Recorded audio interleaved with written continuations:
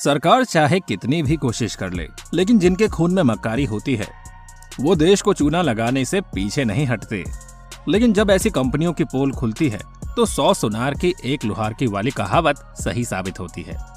दोस्तों, आज हम बात करने जा रहे हैं भारत में बिजनेस कर रही वीवो कंपनी की, जिस पर इन दिनों इस देश को हजारों करोड़ का चूना लगाने का आरोप है। तो बने रहिए इस वीडियो में हमारे साथ बिल्कुल आखिरी तक। स्मार्टफोन्स की इंपॉर्टेंस से तो कोई इनकार नहीं कर सकता, लेकिन जब बाजार में स्मार्टफोन की बारी आती है तो चाइनीज कंपनियों के वर्चस्व से भी इनकार नहीं किया जा सकता। जी हाँ, वीवो, शाओमी, वन प्लस जैसी कंपनियां भारत के मोबाइल मार्केट का अच्छा खासा बिजनेस कैप्चर करके बैठी है। माना कि ये सस्ता मोबाइल हमें प्रोवाइड करा देती है, लेकिन इस सस्ते के चक्कर में नियम और कानूनों से ये बुरी तरह खिलवाड़ करती है। और इतना ही नहीं, देश के साथ साथ अपने कस्टमर से भी धोखा करती है। जी हाँ, देश के मोबाइल मार्केट में इन चाइनीज कंपनियों की मोनोपोली चलती है और इन कंपनियों पर लग रहे एलिगेशन के अकॉर्डिंग मार्केट में अपनी इसी मोनोपोली का फायदा उठाकर एक चाइनीज कंपनी वीवो ने इतना बड़ा फ्रॉड किया है कि देश की बड़ी बड़ी एजेंसियां अब इसकी जांच कर रही है। जब बात जांच की आए तो भारत में बैठे वीवो कंपनी के बड़े बड़े अधिकारियों ने ये देश ही छोड़ दिया और यहाँ से भाग गए। अब जांच एजेंसियां इनके काले कारनामों का एक एक कच्चा चिट्ठा खंगालने में लगी हुई है। लेकिन शुरुआत करते हैं उस घटनाक्रम से जहां से इस फ्रॉड की जानकारी मिली। कोई भी मोबाइल यूजर हो, आज के दौर में IMEI नंबर के बारे में सभी को जानकारी होती है और ये भी मालूम होता है कि हर एक मोबाइल के लिए ये यूनिक नंबर होता है। IMEI का फुल फॉर्म है इंटरनेशनल मोबाइल इक्विपमेंट आइडेंटिटी। जिस तरह आपके आधार कार्ड में मौजूद आपके आधार कार्ड का नंबर यूनिक होता है, उसी तरह आपके मोबाइल में मौजूद ये नंबर भी एक ही होता है, जो पर्टिकुलर एक ही मोबाइल के लिए जारी होता है और इस नंबर से कोई दूसरा मोबाइल जारी किया जाना गैर कानूनी माना जाता है। ऐसा इसलिए कि कभी कोई आदमी अगर किसी मोबाइल से फोन करता है, किसी को धमकी देता है या किसी अपराध में इस्तेमाल करता है, तो उस आदमी को उस मोबाइल के इस यूनिक नंबर के सहारे पुलिस ट्रेस करती है और फिर उसके खिलाफ जांच करती है।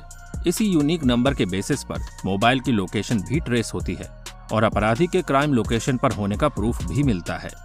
अब तो आप समझ ही गए होंगे कि हर मोबाइल के पीछे की तरफ लिखा हुआ ये सीक्रेट नंबर कितना इम्पोर्टेंट और डेंजरस होता है। लेकिन क्या हो अगर मोबाइल बनाने वाली कंपनी एक ही IMEI नंबर से एक से ज्यादा मोबाइल फोन जारी कर दे। ये घटना देश के आंतरिक सुरक्षा के लिए भी बहुत बड़ा खतरा है।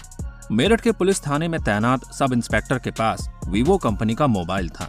इस मोबाइल की स्क्रीन टूट गई थी, जिसे बनवाने के लिए सितंबर साल 2019 में उसने नजदीकी वीवो रिपेयरिंग सेंटर में इसे दे दिया।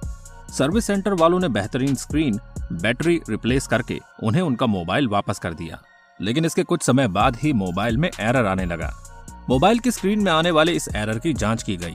सब इंस्पेक्टर ने यह बात अपने सीनियर अधिकारियों को भी बताई। फिर ये बात निकलकर सामने आई कि इनके मोबाइल का जो IMEI नंबर है ये असली नहीं है। सब इंस्पेक्टर साहब को लगा कि शायद सर्विस सेंटर वालों ने यह नंबर बदल दिया होगा। इस बात को साइबर सेल को सौंप दिया गया और फिर इस पूरे मामले की जांच शुरू हुई। जांच में सर्विस सेंटर के मैनेजर को भी शामिल किया गया। जनवरी 2020 में सर्विस सेंटर के मैनेजर ने यह जानकारी दी कि उनके यहाँ से मोबाइल का ये IMEI नंबर नहीं बदला गया है। इसके बाद साइबर सेल की टीम ने मोबाइल फोन में जियो की सिम लगे होने के कारण जियो कंपनी को इस मोबाइल के IMEI नंबर की जानकारी देने की रिक्वेस्ट की। इसके बाद जियो कंपनी से जानकारी निकलकर सामने आई, जिसने सभी को हैरान कर दिया। इस जानकारी के मुताबिक सितंबर 2019 से ही इसी IMEI नंबर से 13,557 मोबाइल चल रहे थे। क्या होता है IMEI नंबर? दरअसल हर मोबाइल का जो यूनिक पहचान नंबर होता है वो 15 डिजिट का होता है और इन नंबरों के आधार पर इस मोबाइल के मैन्युफैक्चरिंग मॉडल से लेकर दूसरी बहुत सारी जानकारियां जुड़ी होती है। और कानून के मुताबिक अगर कोई व्यक्ति बिना IMEI नंबर वाले मोबाइल को यूज करता है तो उसके खिलाफ कानूनी कार्रवाई भी हो सकती है। मोबाइल के चोरी होने, गुम होने या मिसयूज होने की रिपोर्ट भी इसी नंबर के आधार पर लिखवाई जाती है। 15 अंकों के इस नंबर के शुरुआती 8 अंक मोबाइल की मैन्युफैक्चरिंग से रिलेटेड इन्फॉर्मेशन को कंटेंट करते हैं। आगे के 6 अंक में डिवाइस से रिलेटेड कई सारी जानकारियां मौजूद होती है। आखिरी का अंक मोबाइल में मौजूद सॉफ्टवेयर को दर्शाता है।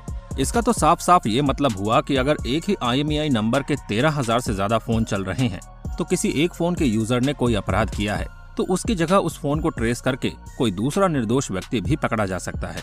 अब सवाल ये उठता है कि एक ही IMEI नंबर के एक से ज्यादा फोन जारी करने पर वीवो कंपनी को क्या फायदा होगा। या वो भारत में क्राइम को बढ़ावा देना चाह रही है। तो आपको बता दें कि मोबाइल कंपनी जितने IMEI नंबर जारी करती है उसी के अकॉर्डिंग उन्हें भारत सरकार को टैक्स देना होता है।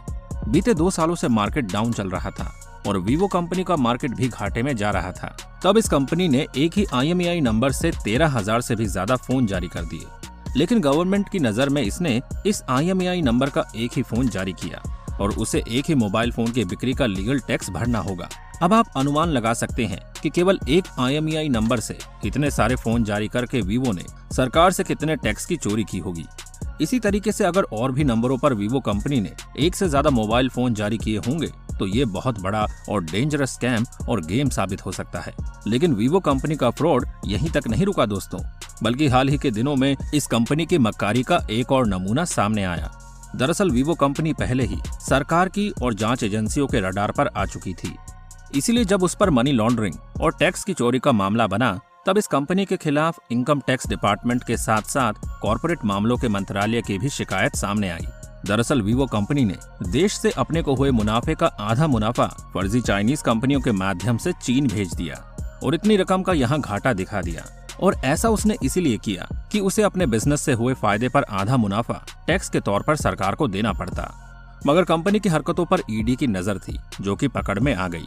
लेकिन इसके पहले की एजेंसियां हरकत में आती इस कंपनी के बड़े बड़े अधिकारी हिंदुस्तान छोड़कर बाहर चले गए। इस मामले पर CBI पहले से ही जांच कर रही थी और रिपोर्ट्स की माने तो इस कंपनी ने भारत में हजारों करोड़ रुपए की धोखाधड़ी की है।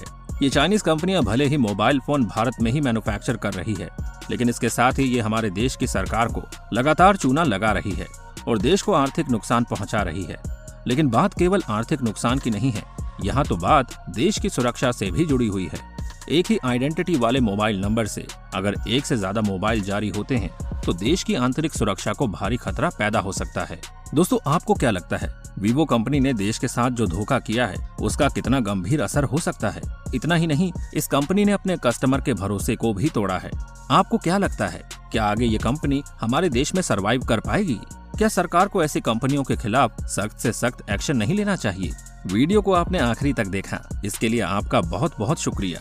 इस इम्पोर्टेंट इन्फॉर्मेशन पर आपकी क्या राय है हमें कमेंट बॉक्स में लिखकर जरूर बताइएगा। हम फिर मिलेंगे आपसे एक नई वीडियो के साथ। जय हिंद, जय भारत, वंदे मातरम।